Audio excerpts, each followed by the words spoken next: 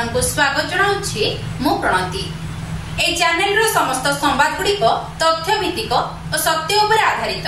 तेणु ए चैनल को आपण देखंतु, लाइक शेयर सब्सक्राइब करंतु।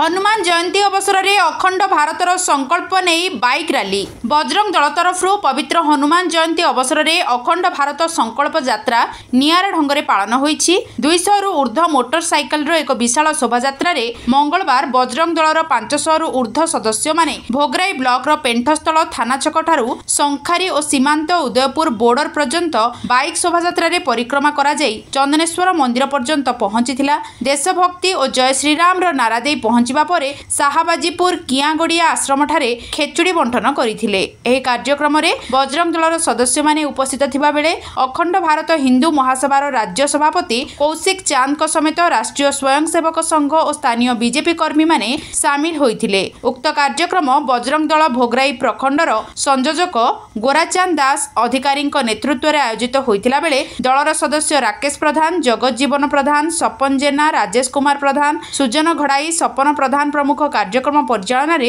सहयोग करथिले। मो ना गोराचांद दास अधिकारी, बजरंग दल कार्यकर्ता भोगराई प्रखंड।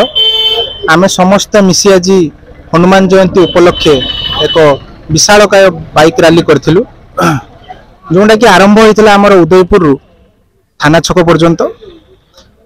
हमर थाना छकरू सब कार्य सारी बाड़ी खेल करी एवं बाजार प्रदर्शन करी बाइक रैली आसी कियागड़िया मठ निकट में सरी जाइए, समाप्त होइछि। एवं एथिरे हमर भोग बंटन हबो। एबे समस्त कार्यकर्ता आ जत्तिकी समस्त मेंबर माने अछंती समस्त मिसी हमर ई कार्यक्रमटा को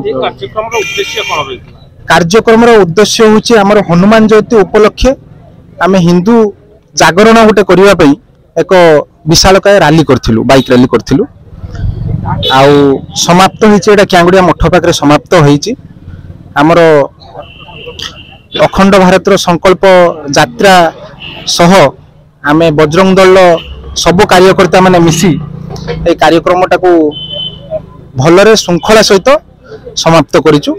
भोग बंटन हबो एवं समस्त कार्यकर्ता माने मिसी ए भोगटा को बंटन करिवे एवं जत्तिकी हमर माने मेंबर माने अछंती, जत्तिकी हमर अखंड भारतर मेंबर माने एवं श्रद्धालु माने अछंती, बजरंग दल श्रद्धालु माने अछंती, आउ हमर जो अछंती विश्व हिंदू परिषद रो समस्त कार्यकर्ता माने आज उपस्थित अछंती।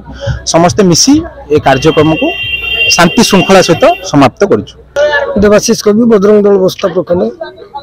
आज भोगराई रे बजरंग दल पक्षरु जो रैली हैला, ए रैली रो उद्देश्य कोन थिला?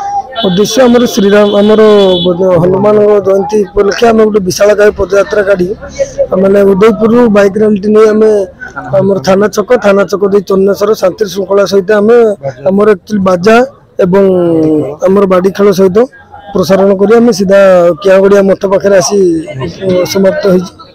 एवं हमर यार उद्देश्य होला कि हमर जो हिंदू जागरण संघ की हिंदूर जो हमर हिंदू माने जो सब जे भलिया सब माने सही पड़िछन ताको जगेबार गोटे मुख्य कारण होउ हमर एटा हनुमान जयंती एवं श्री राम नवमी एटा सब सिद्ध पे हमें बजरंग दल तरफ एटा सब पालन करछु।